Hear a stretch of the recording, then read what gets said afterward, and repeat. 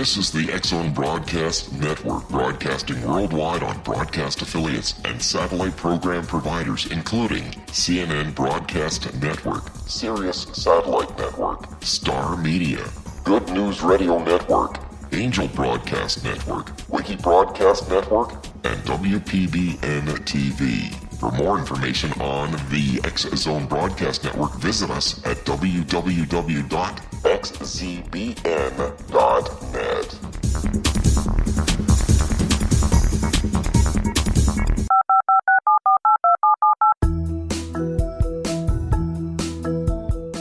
Did you know that when you're on the road with limited data or Wi-Fi, you can still listen to the X-Zone Radio Show with Rob McConnell, The Science of Magic with Gwilda Wiyaka, X-1, Dimension X, Space Patrol, and every minute of the X-Zone Broadcast Network by calling 213-401-0080, courtesy of Audio Now. No smartphone, app, or internet needed. It saves your data plan, and it's free if you have unlimited minutes. Call 213-401-0080 to listen on any phone, anytime, anywhere. Remember, 213-401-0080 for the best of the paranormal, parapsychology, and sci-fi radio programming anywhere, 24/7, 365. The X-Zone Radio Show with Rob McConnell is largely an opinion talk show. All opinions, comments, or statements of fact expressed by Rob McConnell's guests are strictly their own and are not to be construed as those of the X-Zone Radio Show or endorsed in any manner by Rob McConnell, Relmar McConnell Media Company, the X-Zone Broadcast Network, its affiliated networks, stations, employees, or advertisers.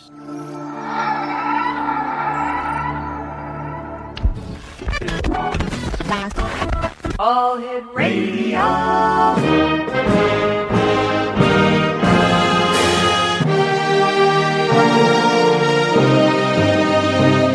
Welcome to the X-Zone, a place where fact is fiction and fiction is reality. Now, here's your host, Rob McConnell.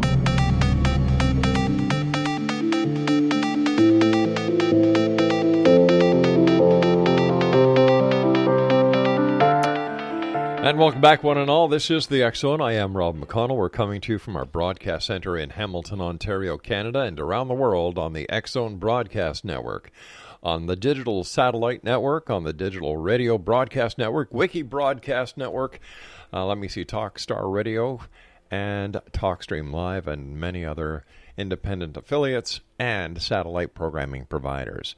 If you'd like to send us an email, studio@xzoneradiotv.com, on all social media sites, X-Zone Radio TV, and our main website where you can find out what we've been doing, what we are doing, and what we hope to be doing at www.xzoneradiotv.com.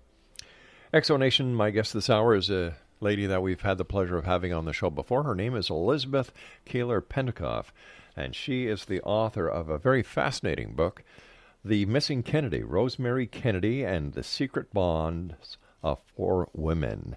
And her website is www.missingkennedy.com. Now, throughout her childhood, our guest this hour, Elizabeth Koehler-Pentacoff, frequently visited Rosemary Kennedy, President John F. Kennedy's sister. Why? Well, her aunt, Sister Paulus Koehler, Franciscan nun, was Rosemary's devoted caregiver at St. Coletta in Jefferson, Wisconsin for 15 years, and her driver and travel companion for over 30 years. The Missing Kennedy chronicles Rosie's life along with that of the author's aunt, and delves into similarities between the two families. It includes many never-before-seen private photos, Kennedy quotes from the author's interviews, and information about Rosemary and her famous family. The book delves into Rosemary's misdiagnosed condition, why her father sought an experimental brain surgery that was done without his wife's knowledge, how he kept the fact hidden from the rest of his family for over 20 years, and what Rosemary was actually like after the lobotomy. Through the author's relationship with Rosemary, Sister Paulus, and other relatives, the author discovered how family, faith, and silence intertwine to bond, strengthen, or destroy ourselves and our relationships, no matter our status or circumstance, whether one is rich, extraordinary family, or, like me, a poor, ordinary one. Joining me now is Elizabeth Koehler-Pentacoff. And Elizabeth, welcome back to the X Zone. Great having you with us again. Well, thank you. I'm very happy to be here. I was sharing with you before we went on air one of the conspiracy theories that has just arisen in the last couple of months, that what happened in Dallas, Texas, the assassination of President Kennedy, was staged because he had been suffering from a brain dysfunction, which included a lobotomy, and that this was all staged in order to save the face of the presidency. And I was telling you that this kind of parallels your book. It really does. I doubt the validity of that, as I do, because of how they learned how Joe had learned the truth about the horrors of the lobotomy through Jack Kennedy's beloved sister, Rosemary. But it does sound very familiar. Plus, the conspiracy theories abound, and in today's technological age of instant information, I think there's more misinformation than there is credible information. And in fact, I've said this many times on my show over the past 25 years, that the Internet is the largest septic tank that mankind has ever created. Boy, are you right. The Internet is very valuable in many ways because we can access some excellent research through verified sites, for instance, the Library of Congress, our public libraries throughout, the United States, as well as university libraries. But again, you were completely correct. Anybody who's anybody can post whatever they like on the Internet, and often that arrives in a lot of misinformation, lies, and unfortunately, bullying and hatred. Yeah. Just to give you a quick example before I go to my break in about 30 seconds, today on Facebook there was a news article that implied that Sylvester Stallone had died, and when you clicked on the link, it brought you to an advertising page. Oh, no. Yeah.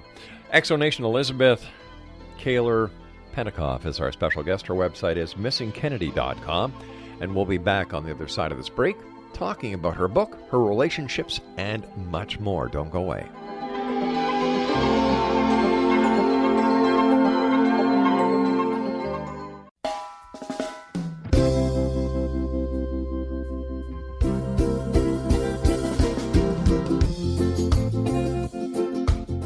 This is Johanna Carroll, host of Dialogue with Divinity on the X Zone Broadcast Network. While walking along Kaanapali Beach in Maui this past year, I kept discovering all these shells and coral in the shape of hearts. My dialogue with Divinity was very simple. Do you want me to do a retreat to heal people's hearts in Maui next year?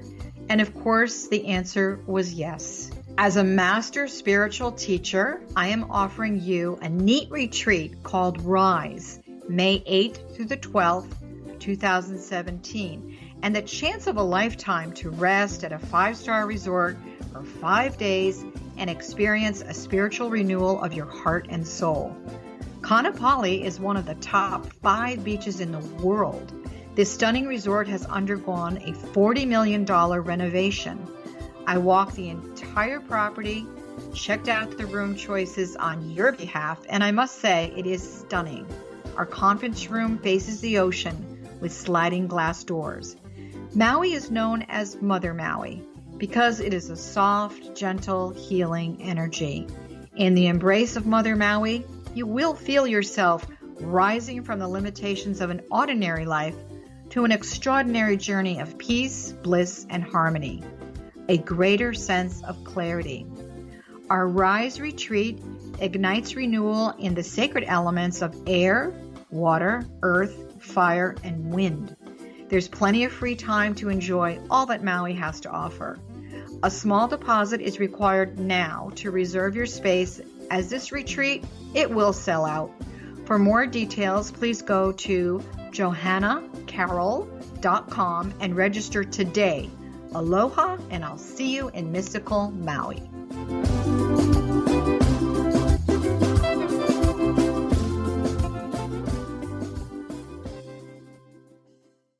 How would you like to be able to read other people's minds? Well, the next best thing is here. When you know how to read a person's name, you know how the person thinks, feels, and behaves. Each letter in our name holds a key to unlock our true essence. Our name contains both our gifts and challenges in this lifetime. Mnemology science discovers personality secrets hidden in the placement of the letters of our names, including the first and last impression people remember about us.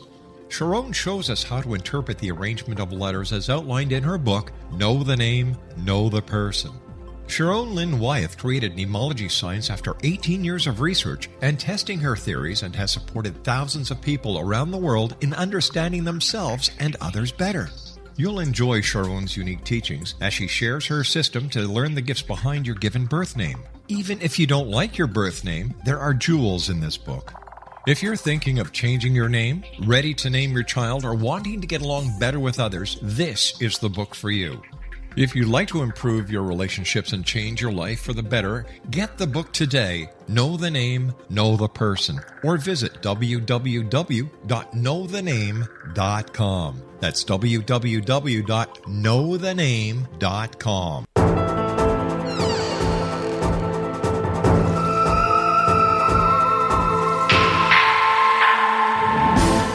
And welcome back, everyone. My very special guest this hour is Elizabeth Koehler-Pentacoff. She is the author of a very fascinating book. And this is a book that I would suggest for Christmas. You know, that time of year where most people have all their Christmas shopping done. But like Craig and I, we wait till Christmas Eve. That's because the Quickie Marts are open so late. The name of this young lady's book is The Missing Kennedy, Rosemary Kennedy and the Secret Bonds of Four Women. And Elizabeth, what was your inspiration to write this book? Why did you decide to go into detail and tell this fascinating story? Well, this happened a few years ago, and I had just finished another book and a different article, and I was kind of losing my enthusiasm. And usually I have 1,000 ideas, and I can't wait to start the next one. So I believe in the power of our nighttime dreams and how they can influence us and show us the way. I've been in a dream group for over 10 years. I've written in a dream journal all my life. I really enjoy interpreting what dreams mean and how we can learn from them. So I know that we can ask our dream life questions, because it really helps to dig into our subconscious to see what we're all about. So one night, several years ago, I asked for a dream that would be clear to me of what book project I should work on next. Well, that very night, a young blonde man came to me, and he said, "You're going to write The Missing Kennedy." I said, "Oh, no, I'm not." And he said, "Oh, yes, you are." And I said, "I can't." And he said, "Well, why can't you?" And I said, "Well, I don't want to get any of the Kennedys mad at me on this side of the grave or the other." Yeah. And he said, "No one is going to be mad at you." He said, "In fact, they are very pleased that you're going to write this book." And I said, "Really? Why?" And he said, "It's how you're going to write this book." And I woke up and I thought, well, okay, I've got to honor my dream. So I will kind of piddle-paddle around this in the shallow water, kind of afraid to get my feet wet. So I thought, okay, well, first I'll write my memories of Rosemary, since I grew up with her, visiting her, weekly and monthly, and we were together a lot. And the other thing I did was I started reading about Rosemary's life before her lobotomy. I knew her after her lobotomy quite well, but I didn't know a lot about her early life. So I started reading books, I started researching the internet, and all of a sudden, one of the pictures I clicked on from a newspaper was of the familiar blonde man in my dream. Wow. And I know, it was like this shiver up my spine. So I read the caption, and it said that he was David Kennedy.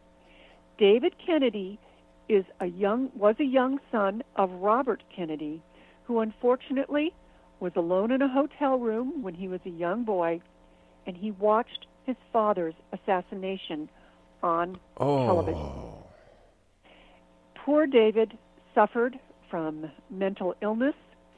He sought refuge in drugs and alcohol, which is frequent because people often don't know what to do to help themselves out of this terribly horrible disease. And the Kennedys didn't know really what to do with him. You know, they had him in therapy. They tried all sorts of programs. Nothing worked. He was in and out of jail. You know, he had a record. Of course, the family was very embarrassed by him. And then later, I was reading a book where it said the cousins were talking about their Aunt Rosemary. And David said, I relate to my Aunt Rosemary more than any other relative. And they said, why? And he said, because if my grandfather Joe were alive today, I too would be lobotomized. And unfortunately for David, he died at a very young age from an accidental drug overdose. So I felt like he was calling me from beyond, telling me that I needed to write this book. And then I felt like, well, this book is more important than just telling my story. There's another reason I have to write this book. And through the journey of writing it, I found out what it was. What was it? It was that Rosemary suffered from mental illness, and while she was suffering from it, when I was growing up, my family had suffered from mental illness. My mother's aunts and my uncle had depression. One aunt was diagnosed with schizophrenia. Oh, my gosh. And it was a horror story, not only what she went through, but what we went through trying to help her. And so we had kind of a parallel story in a way. And I realized that today, mental health in our country still has huge problems. We do not give it the consideration it needs. We need to erase the stigma from mental illness because mental illness is a disease. It is. And yet it's treated as society's dirty little secret. We can't talk about it. And if you cannot talk about it, you cannot address it. Exactly. Yeah. And being in the whole silent world of not only in Rosemary's era, she was born in 1918 and grew up in the 20s and the 30s, and she had her surgery in 1940. But even in the 60s, when my aunt was dealing with it, and we were all dealing with this, it was silence. I was not even to say anything about my Aunt Zora to anybody. She was erased from any talk at all because it was so secretive and she was whispered about. I want to tell you a little story. Going back into the 50s in Montreal, where I'm originally from, the CIA was conducting experiments at the Allen Memorial Hospital under the code name MK Ultra. My mother was a unwilling participant of those experimentations. So I can fully understand and I fully appreciate, and I have been an advocate of getting mental illness to a point where it has to be dealt with. My mother, God bless her, she's 86. She went to the Allen Memorial for migraine headaches. And she was subjected to the experimentation that the CIA was conducting under the leadership of Dr. Edward Ewan Cameron, who was the head of the Department of Psychiatry in Montreal. The Allen Memorial Hospital is part of the Royal Victoria Hospital, which is McGill University training hospital. So, it was very nice at the end, when the media and the actions of the CIA operating in Canada with the full approval of the Canadian government was established, my mother got a letter from Dr. Cameron apologizing. A little late. A little late. And, you know, people don't realize that mental illness can be caused by so many things. Yes. From, you know, hereditary illnesses, from psychological illnesses, from natal illnesses, trauma, PTSD, stress, that it has to be addressed. And I don't understand why society is so lackadaisy on this issue, why it is still in the closet. I agree. Part of it is it's not a sexy disease. Nobody has put all of their time and effort, celebrity-wise, behind it. Glenn Close has stepped out, which is really excellent. But we need more larger names, bringing donors. There should be, ads on television about it. There should be, a whole campaign. We should have, walks for this cause. There was a time in the 70s, Rosalind Carter worked very hard for this. Yes. A lot of the institutions that were problematic, I will say, did close. But what was supposed to happen were that every community was supposed to have a specific mental health center, a service, which picked up the pieces from where the institutions left off. And instead, the 80s came along, and it was the me generation.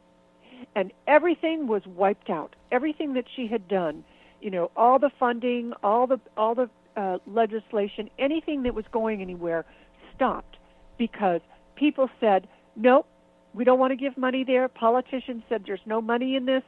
We're just going to forget it and back burner it. And guess why we have such a huge homeless problem?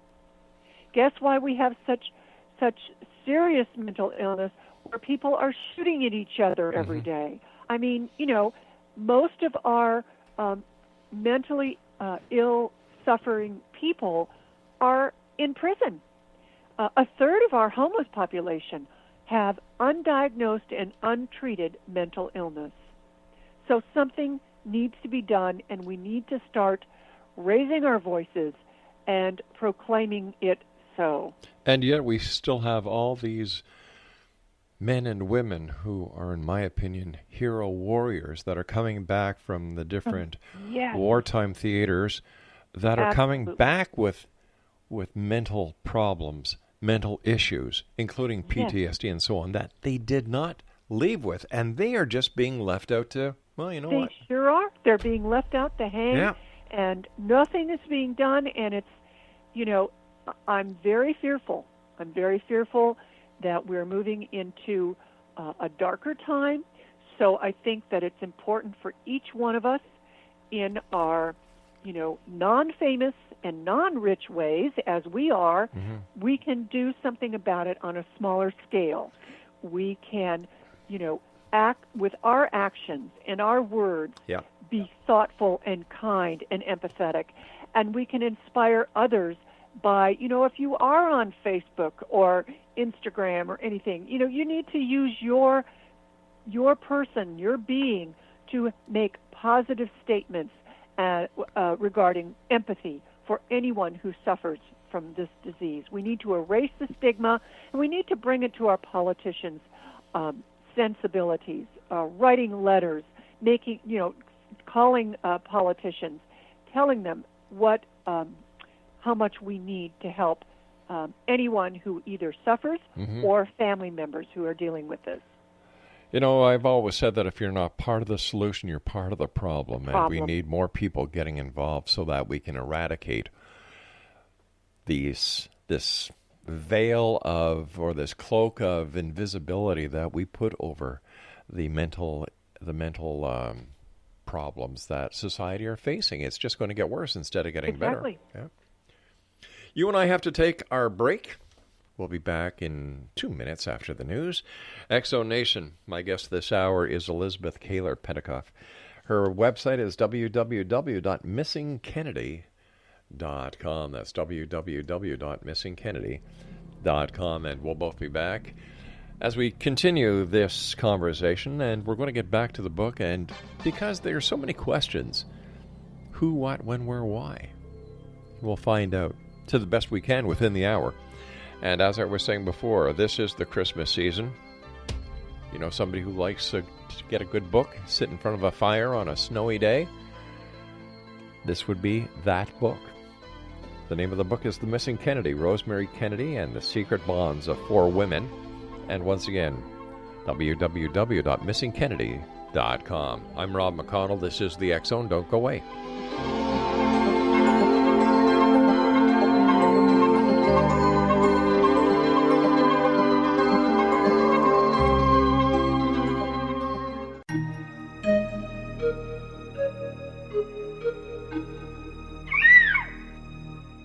While science pursues fact, magic accesses the quantum level, bridging random facts to form truth.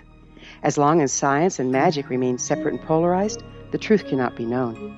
I'm Gwilda Wiyaka. Join me on the Science of Magic radio program, dedicated to unification and evolution of consciousness. During each episode, I'll be speaking with experienced and respected scientists and mystics. From astrologers to astronomers, from medical doctors to shaman, the scientific method to dowsing and intuition, we'll weave together information from seemingly divergent practices to promote unity and enlightenment. Join me, Gwilda Wiyaka, and the Science of Magic right here on the Mutual Broadcast Network. For more information, visit www.thescienceofmagic.net. Gibbs A. Williams, Ph.D., is a practicing psychoanalyst, supervisor, researcher, and author in New York City. Much of his life has been dedicated to understanding nature and the uses of meaningful coincidences or synchronicities. His radical and original non-Jungian, non-mystical, non-magical theory of synchronicities illuminates much of the fog surrounding this challenging and perplexing topic. His ideas and manners are fresh, presented in a style that is both entertaining and highly informative. He is also an expert on crisis intervention, specially focused on violence reduction for the police and citizens, mastering anxiety, frustration, and stress without the use of medication, and effectively preventing and treating heroin addiction. Dr. Williams can be contacted at his email address at gwwilliamsny11@aol.com or visit his website at... Wouldn't you love to know the secret to everything? Well then, meet Dr. Kimberly McGeorge and her cutting-edge breakthrough knowledge that combines science with possibility. Dr. Kimberly brings real-life answers and healing to those open to alternative solutions. She teaches solution-based programs and classes that will change all areas of your life forever. Specializing in conscious creation, intuitive readings, and energy medicine, you can rapidly shift health, relationships, business, and money and abundance challenges quickly. Receive her best-selling book, Secret to Everything, at no cost by going to secrettoeverything.com/X-Zone. That's right, transformation can start now. Just go to secrettoeverything.com/X-Zone and receive Dr. Kimberly's book for free. Afterlife expert Roberta Grimes was the first one to say that dying can be fun. Now her best-selling book, The Fun of Dying, is available in stores worldwide. So if you wonder whether death ends life, how it feels to die, or what heaven might be like, The Fun of Dying was written for you. And if you have always been afraid of death, or if you worry that your life has no meaning, let The Fun of Dying ease your fears and bring new meaning to your life. Nothing said in The Fun of Dying is based on the teachings of any religion. Instead, Roberta draws on evidence to explain how death happens, how it feels, and what comes next. A lot of the best death-related evidence was produced in the first half of the 20th century. When it is put together with recent discoveries, it tells a consistent and amazing story. Roberta Grimes blogs and answers questions at robertagrimes.com. Her wonderful book, The Fun of Dying.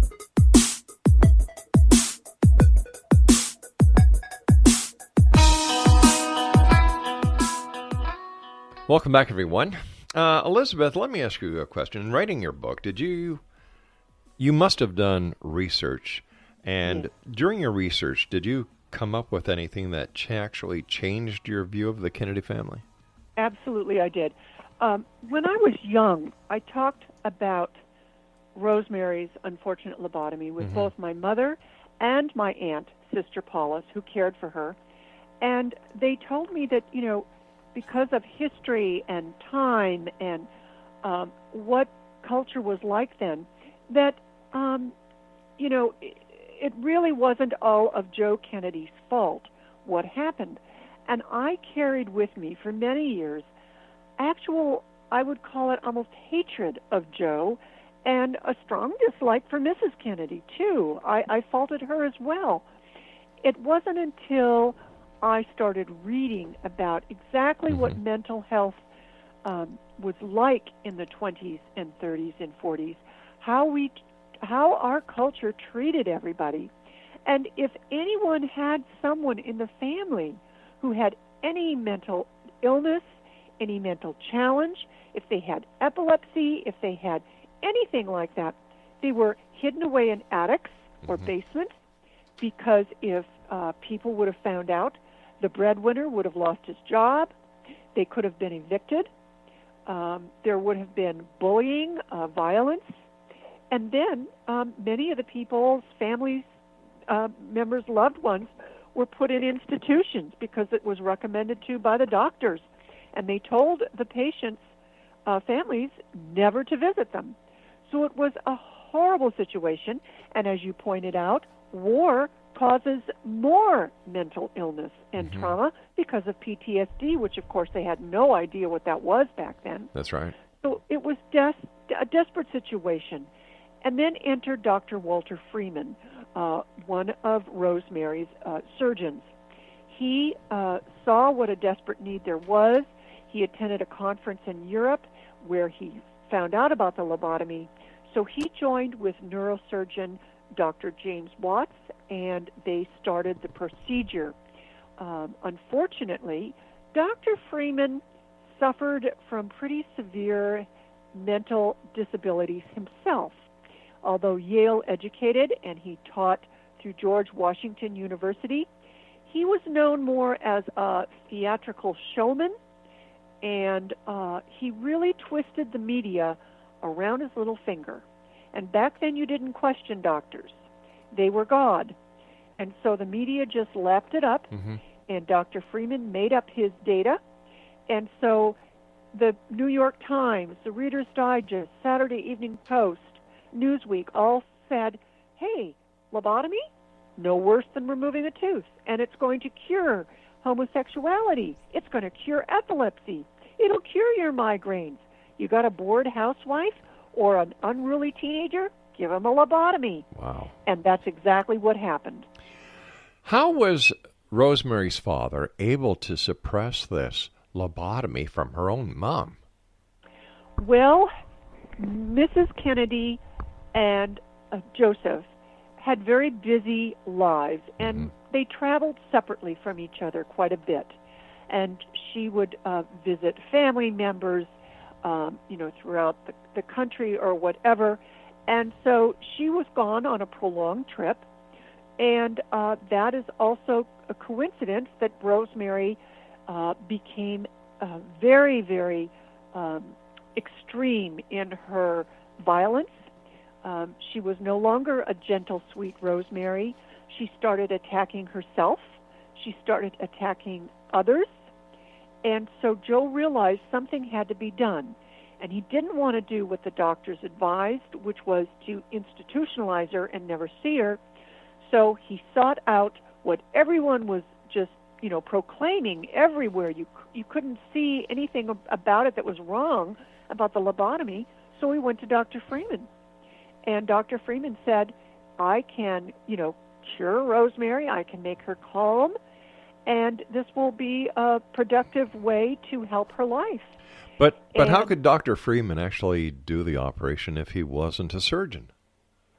He assisted in it. And Dr. James Watts made the actual, he drilled the holes into her prefrontal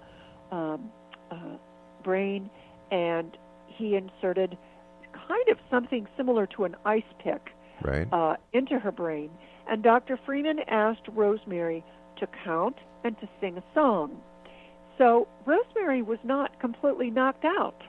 she was awake and had to respond to auditorial cues. And as soon as she was singing and counting, Dr. Watts would twist this utensil, and when Rosemary stopped being able to respond, then the surgery was complete. Unfortunately, it didn't just calm her down like they hoped, but it robbed her of all of her basic skills. Oh my gosh. She wore diapers and was bedridden. It was very, very sad and shocking. So when the older members of the family came home from their trips in their college, Joe said that Rosemary had worsened, which is partly true, she had, but he didn't tell any more of the story, and he said that she had to be institutionalized, which she did have to be. So Mrs. Kennedy was a very Victorian woman. She grew up with a mother who was very Victorian, and the husband pretty much ruled the roost. And so Mrs. Kennedy had to accept it, and she dealt with it by her very conservative Catholic faith, and that helped her through all of the tragedies she had to endure.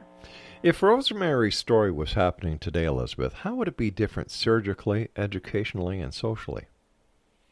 Well, first of all, I don't think that Joe would have even attempted it, because there would have been scientific studies, and it would have proven it to be a foolhardy thing to do, and he would not have attempted it.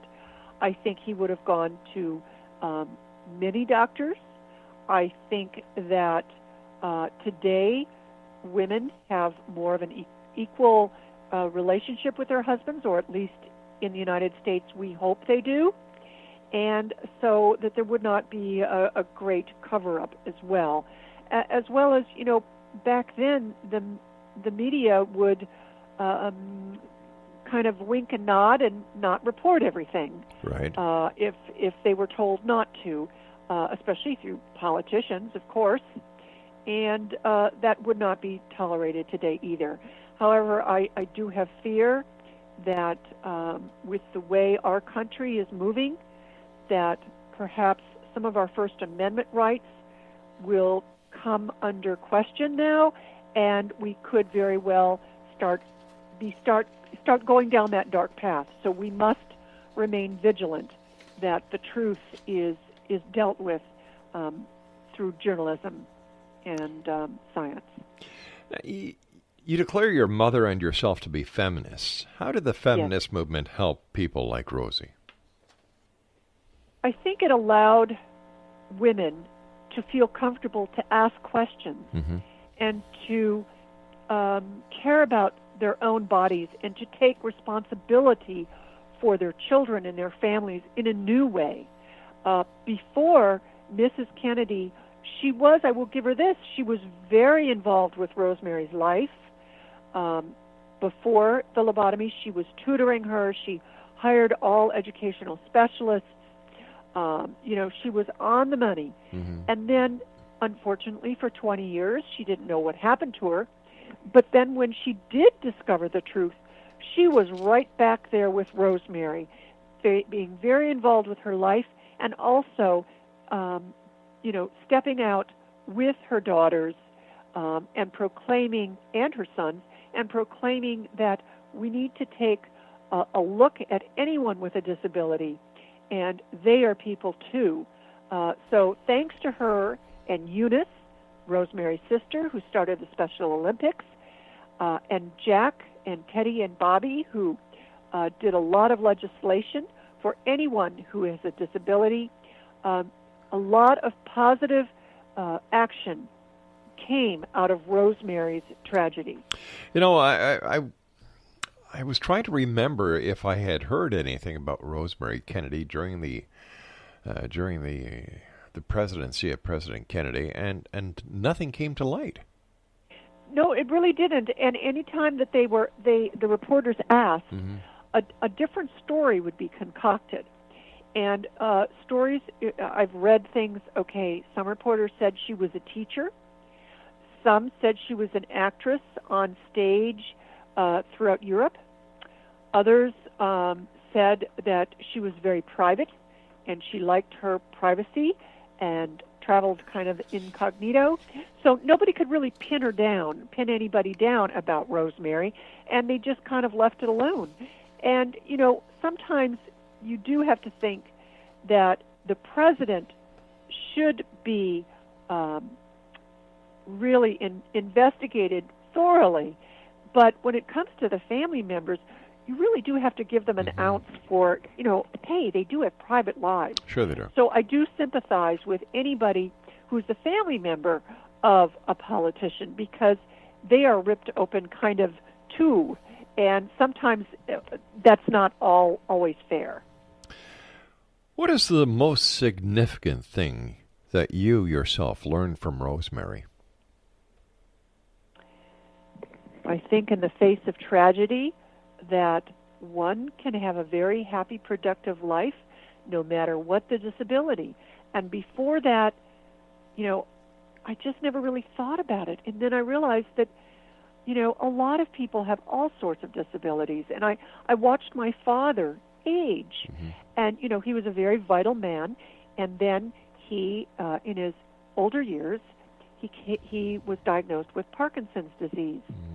So I saw what happened to him, his body, his mind, but he, like Sister Paulus and like Rosemary, was positive and happy, and even though at the end, when he could no longer eat foods or swallow, he was still a vibrant community member. He lived in a nursing home, and he loved his nursing home.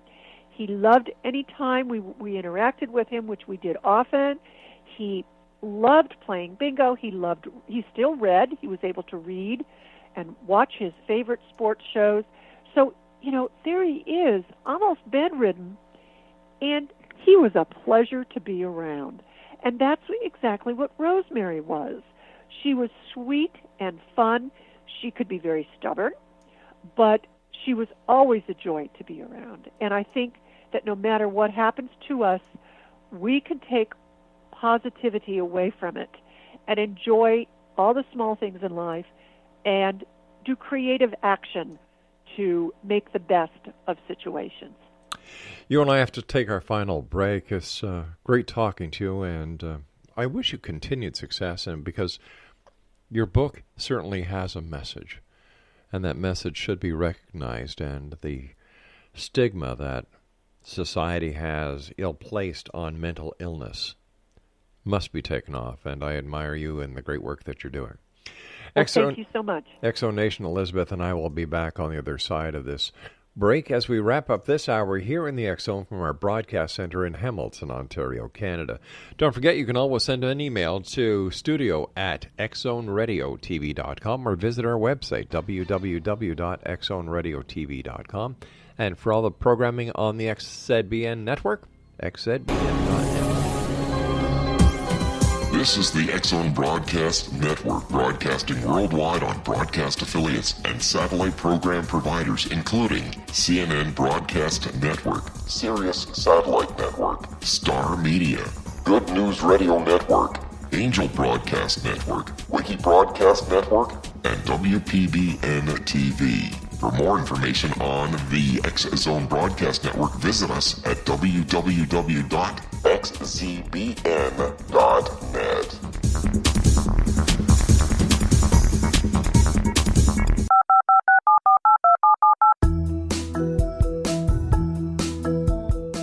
Did you know that when you're on the road with limited data or Wi-Fi, you can still listen to the X-Zone Radio Show with Rob McConnell, The Science of Magic with Gwilda Wiyaka, X-1, Dimension X, Space Patrol, and every minute of the X-Zone Broadcast Network by calling 213-401-0080, courtesy of Audio Now. No smartphone, app, or internet needed. It saves your data plan, and it's free if you have unlimited minutes. Call 213-401-0080 to listen on any phone, anytime, anywhere. Remember 213-401-0080 for the best of the paranormal, parapsychology, and sci-fi radio programming anywhere, 24/7, 365.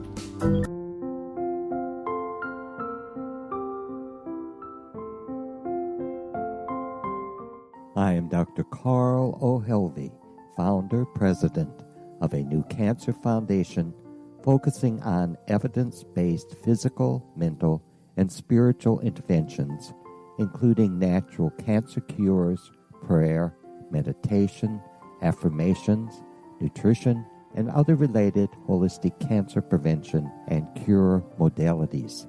These are used in cancer education, research, and financing care. I ask for your help to continue this important work by donating at www.holisticcancerfoundation.com.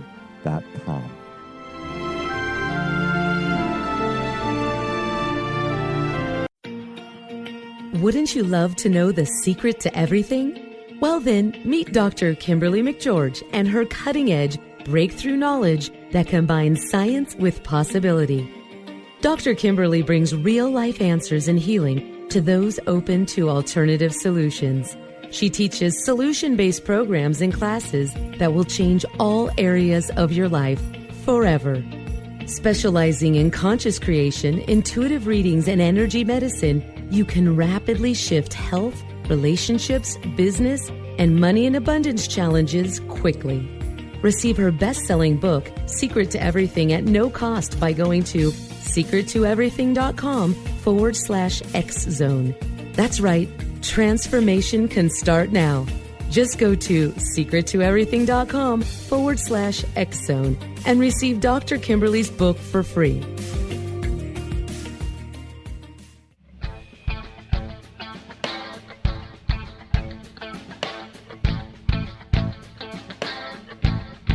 What Happened in Benghazi is revealed by Nicholas Genix, author of Obama, Islam, and Benghazi. He informs the American people that President Obama deceived them by advocating a strong foreign policy prior to the 2012 presidential election, and Hillary Clinton supported this deception. As the title infers, there is a connection between Obama, Islam, and Benghazi. Ample evidence informs Americans that Obama's early indoctrination in the Quran developed an affinity for Islam, why the Quran is the source of discontent in many countries, and why the Obama foreign policy deception led to poor military action and caused the loss of American lives in Benghazi. Genix provides 36 questions for the Select Committee on Benghazi to validate if Americans are justified to mistrust President Obama and Hillary Clinton. An overview of Obama, Islam, and Benghazi is presented on the website www.futureofgodamen.com. That's www.futureofgodamen.com. You're listening to the X-Zone Broadcast Network, www.xzbn.net.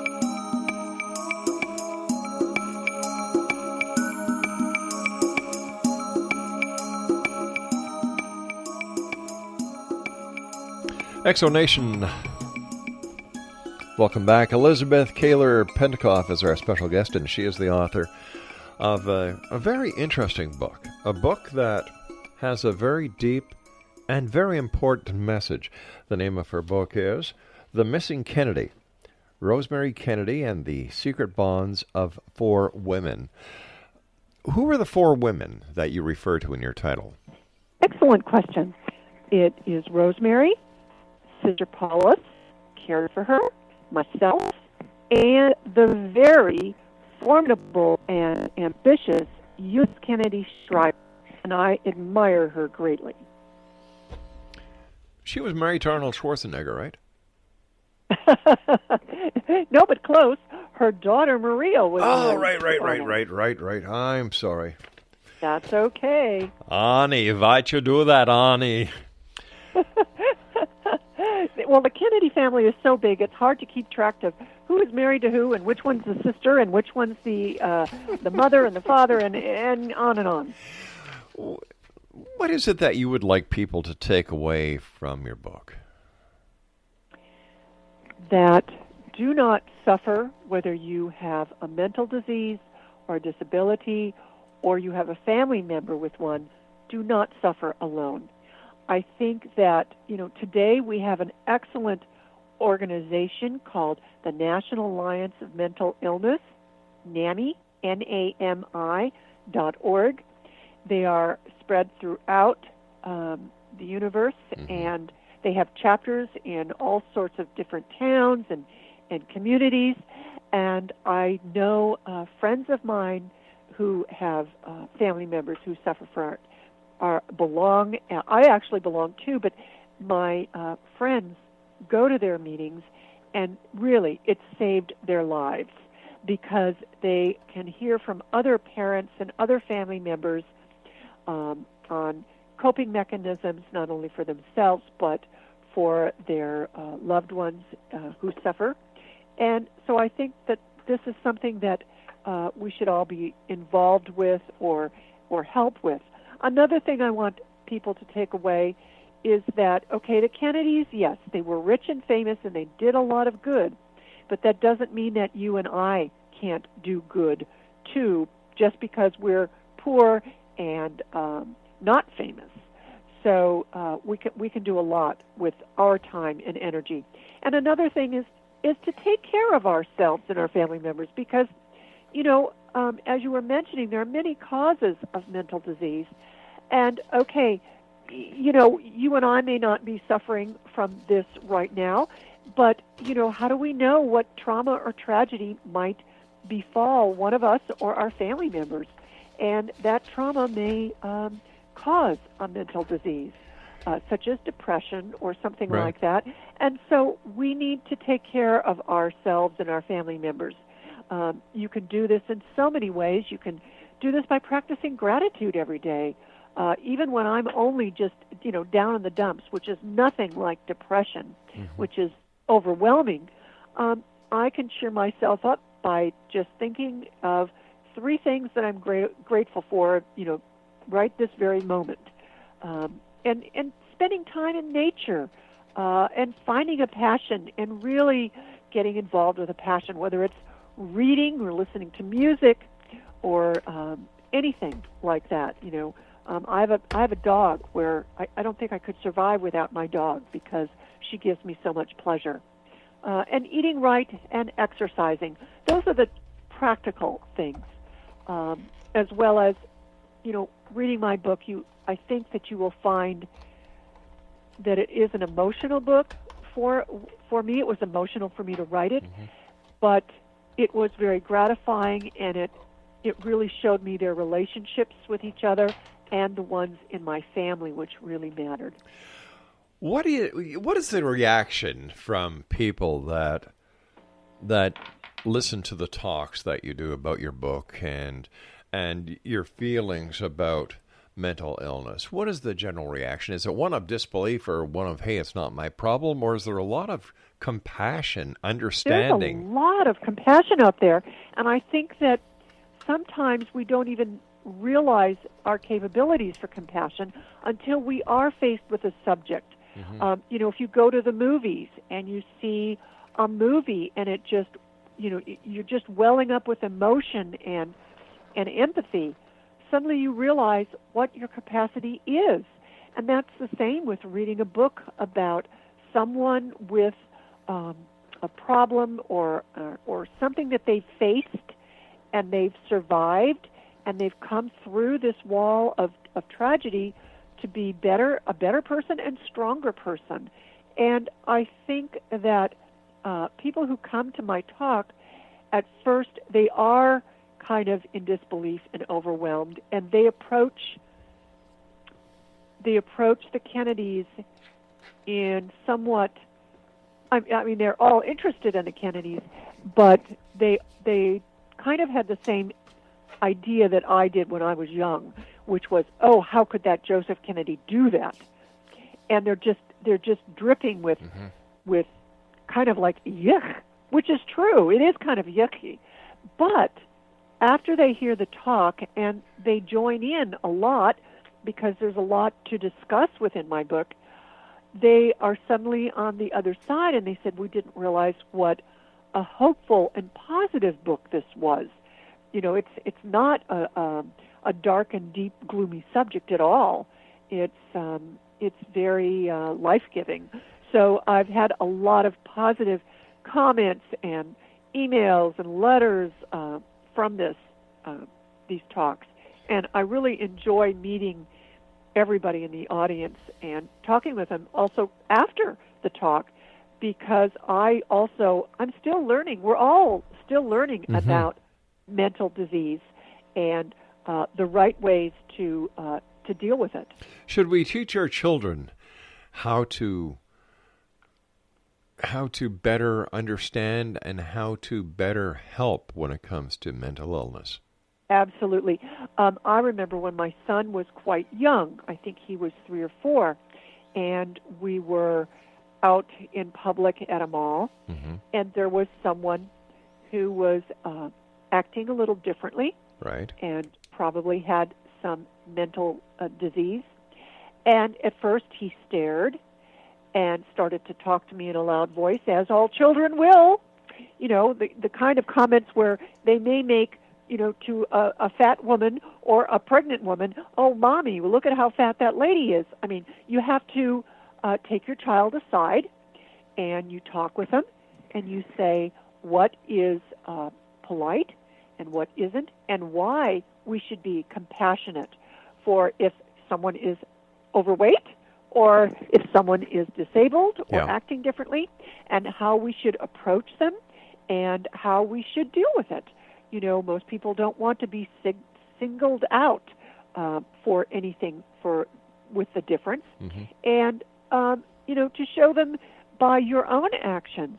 If someone needs help and you need to open the door, you are polite, as you would with anybody. With an armful of packages, what would you naturally do? You'd open the door.